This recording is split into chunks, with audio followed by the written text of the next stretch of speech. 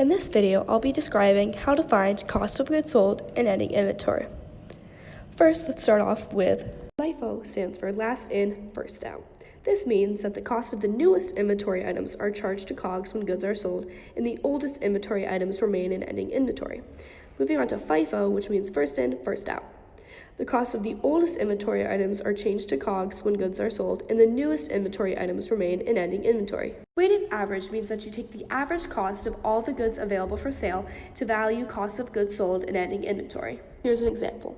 You are a wonderful owner of a Christmas tree shop in Vermont, and in recent years you have purchased boxes of Christmas lights to sell to customers who have bought trees, hopefully to increase profit. Below is the example. In the beginning of December, you had leftover of 10 boxes, which started in your beginning inventory for a price of $6 with a total of $60. Now, on the 10th, you purchased 12 more units for $7 for a total of $84, and 11 more units on the 15th for 88 units. From this table, we can see that 33 is the number of units available for sale, and 232 is the total cost of goods available for sale by adding up all the previous numbers. Now, lastly, on the 25th, you made sales of 18 total units, selling for a price of $15 per box, which gave you a revenue of $270. First, using FIFO, we'll find the cost of goods sold. You take the beginning inventory units, for example, 10 units for the cost of $6 for a total of $60, and 8 units from the 10th for $7 for a total of $56, giving you a total cost of $116 for cost of goods sold. You can only use 8 units even though you bought 12 on that date because your cost of goods sold cannot exceed the amount of units that were sold. Next, ending inventory. Now you start where you left off. Because you purchased 12 units on the 10th, but only used 8 to calculate COGS, you have a leftover of 4 units at the price of $7, and the total amount purchased on the 15, which is 11 units, for $8. When added both together, you get a total ending inventory cost of $116.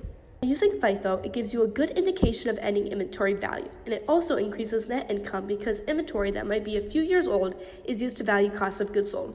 With an increase in income, the more taxes you have to pay.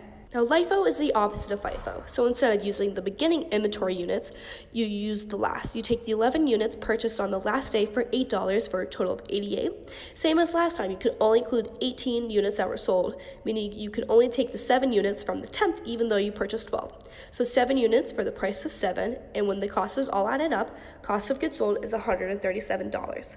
For ending inventory, you start off with the 5 units left over from the 10th for a price of $7 and a total of $35, and the first purchase on the 1st was 10 units for the price of $6 for a total of $60. When added all together, your ending inventory is worth $95.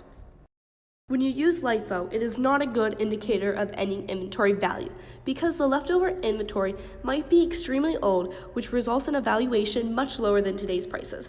Although using LIFO results in less net income because the cost of goods sold is greater. Lastly, weighted average is cost of goods available for sale divided by number of units available for sale, which is 232 divided by 33 to a total average cost per unit of $703. To find cost of goods sold, you take the number of units sold, 18, and multiply it by the average cost per unit, $703, to get $127. And for ending inventory, you take the 15 units left over, multiply it by $703 to get an ending inventory value of $105.